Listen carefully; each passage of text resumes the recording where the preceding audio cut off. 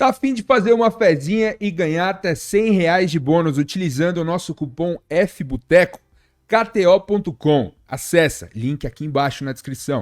Você já presenciou, você já viu algum técnico, jogador, e eu não precisa citar necessariamente exatamente quem, mas teve alguma atitude machista com você? Ou até mesmo uma atitude, sei lá, que também é machista, mas de dar uma cantada, alguma coisa nesse. Você já passou por isso? Eu já passei por uma situação em relação de eu saber que aquele dirigente do clube não queria mulher trabalhando nos jogos dele. Porque alguém um dia errou e ele não queria que... Então, essa situação é bem triste, assim, porque ele não quer saber do profissional que está ali, ele quer saber se é uma mulher ou não. E foi muito claro a declaração, por exemplo, isso aconteceu na Federação Catarinense, de chegar lá e falar para o presidente que não quer uma mulher, não quer que escalem uma mulher. Pode escalar qualquer pessoa, eu só não quero uma mulher no meu time. E isso machuca, sabe? E eu não sei quantas vezes isso aconteceu, mas eu soube que isso já aconteceu. E na época, me colocaram exatamente no jogo, né? Desse que eu soube que aconteceu. Então eu não sei também em que momento o que faz parte da pressão, o que faz parte do jogo, se era para eu saber que não queriam, se não é. Então... eu tentava sempre estar bem mentalmente para que isso nunca me afetasse. Mas depois que você para pensar, você fala, eu sou julgado o tempo inteiro porque eu sou mulher. Ele não, no começo da carreira mesmo, eu tive muito em relação a isso. De me questionarem o que você está fazendo aqui, o porquê que você quer bandeirar, como assim, você não tem competência. Muitas vezes eu fui incentivada a desistir. Falar assim, não, Nadine, para com isso, vai fazer curso de qualquer outra coisa, a mulher não vai ter chance. E muitas vezes eu pensei em desistir, sabe? Por esse questionamento de dizer que mulher não teria oportunidade. Na minha época, quando eu comecei, eu queria apitar e falaram para mim que árbitra não teria oportunidade, então eu teria que ser assistente se eu quisesse tentar uma carreira no meio. Eu mudei de função justamente por uma fala dessa. Então, eu fico triste quando eu vejo que você começa a ter conhecimento dessas falas depois de um tempo, assim, sabe? Porque na hora fica tão machucado, tão triste, que você acaba acreditando. E eu fico pensando, quantas deixaram, sabe? De fazer aquilo que gostam. Não estou falando nem no futebol, mas em outras funções, porque alguém diminuiu a questão por ser mulher. Ou às vezes por um cuidado excessivo, de dizer, não... eu tô cuidando de você, porque mulher aqui não é legal. Então, esse tipo de palavra, assim, é o que me deixa mais triste, assim. Quando que você sentiu que você tomou o posto ali, que você se sentiu confiante? Foi quando teve o escudo FIFA? Quando você conseguiu o escudo FIFA? Não, eu acho que você vai, com o tempo, passando por situações que você fala assim, eu já passei por isso. Então, isso me deixou mais forte. Sim.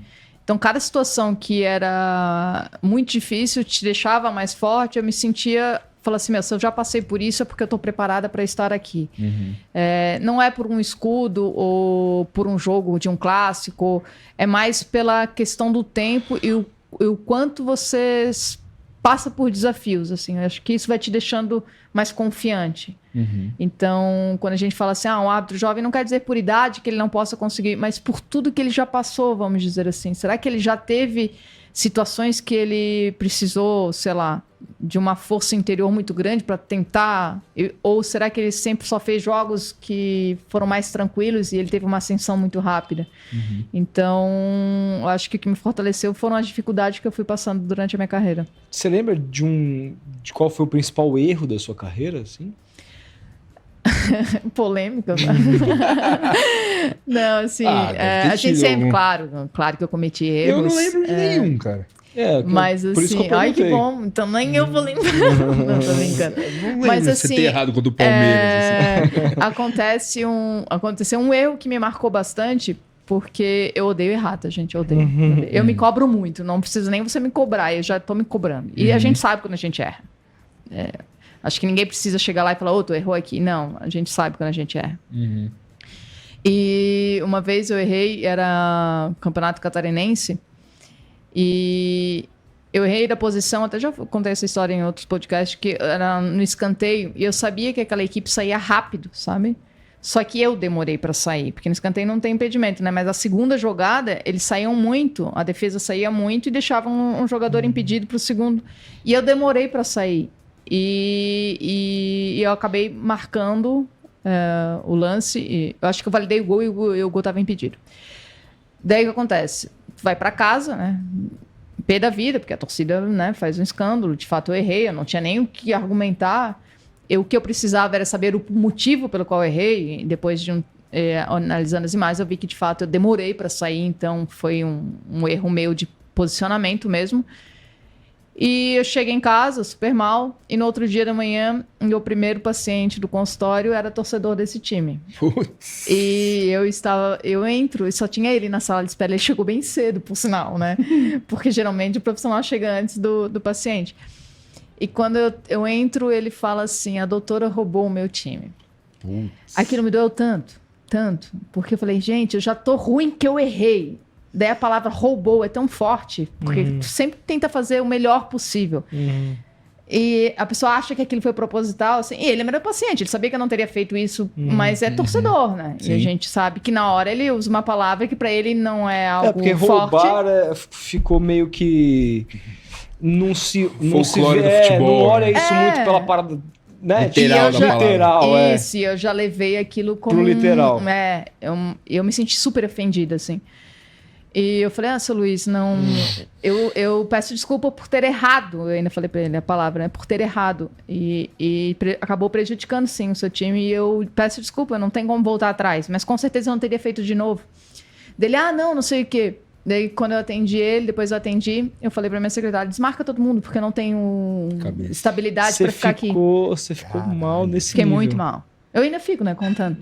Mas, assim, é algo que... Cara, ninguém quer errar, sabe? Então, quando tu leva muito a sério aquilo que você faz, e chega uma pessoa que faz isso, ele fala... Oi, era uma pessoa conhecida, não era um... Então, acho que isso me doeu mais ainda, sabe? E eu desmarquei todo mundo, fui pra casa e falei assim, não vou atender ninguém. Não estou com cabeça ainda mais ali, né? Bota a agulha errada, já era. Então, é algo que me marcou muito. Quando você fala de um erro, esse foi um erro que marcou porque eu fiquei mal, assim, um bom tempo, sabe? Caramba, Mas você acha que, assim... E aí é uma pergunta muito de alguém que não esteve nessa situação, né? Vocês trabalham, ainda mais numa era que... Não que isso tenha mudado, mas hoje em dia a gente estava falando muito sobre as transferências de responsabilidade por conta do VAR. Deixa pro VAR. O VAR que, né? Que se vira, essa muleta, né? Virou uma muleta no Brasil. Sim, virou. Mas antigamente, já teve árbitro que por conta de impedimento tirou um título do meu time. Sim. Márcio Rezende de Freitas, no final de 95. Né? E um árbitro que o Bandeira deu o gol. Ele resolveu assumir o impedimento.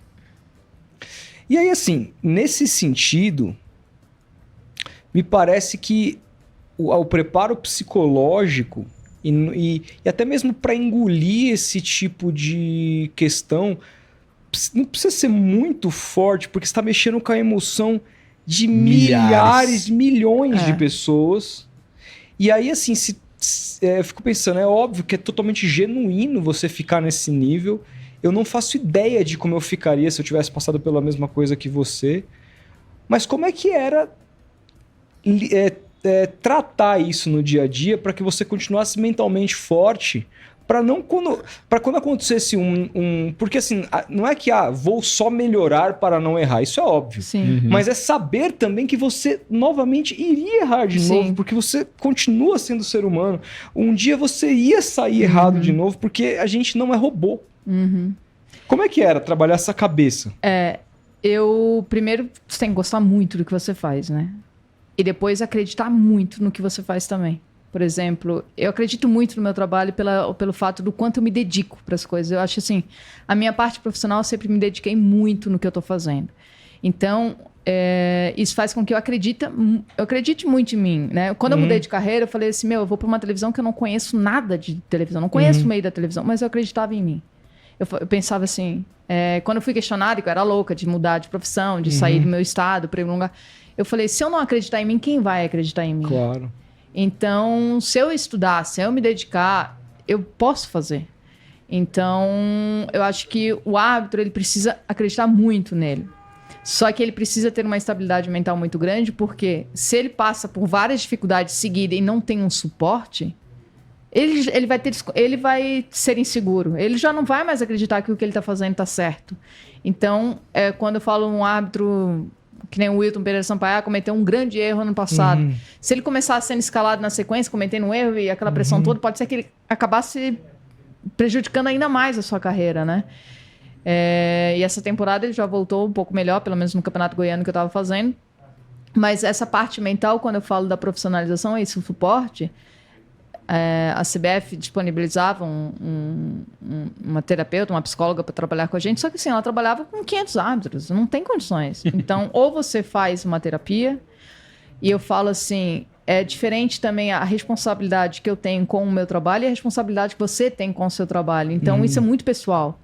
Eu sou muito chata com o meu trabalho, mas eu trabalhei com vários árbitros que erravam e não estavam nem aí. Nem aí. Cara, Que também não é o ideal, que não né? Não é o ideal, assim, não é o ideal ser tão rigorosa como eu e não tão liberdade quanto a pessoa que a gente ia jantar não tava nem aí se tinha errado, se não tinha errado, e eu tava lá remoendo um erro de lateral.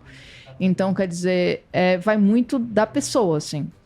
É como na época de escola, Felipe, quando vinha a prova, e aí você tirou 7, tá felizão, e a tua coleguinha tirou 8,5 e tá chorando porque não tirou 10. É tipo isso, assim. O 7 você tá chorando porque você tirou 8,5, cara? Não, mas eu tirei o 7, tô felizão. O 7 até tudo bem, porque tu tá na média, né? Tu não cometeu. Agora, se tu tira 4 e tá feliz, daí... Não. Aí não. Caramba, é que eu adorava um 7. O que me revolta é isso, velho. É o cara errar e falar, foda-se. Porque tem também, tem. Recebi meu dinheiro e dane-se. dúvida. E você tá lá na arquibancada puto, chorando, voltando pra casa, pegando trem, metrô. Nossa, cara, isso então vai mata muito o futebol. da responsabilidade. Claro que tem pessoas que levam muito a sério, tem pessoas que nem tanto, como em qualquer profissão, né?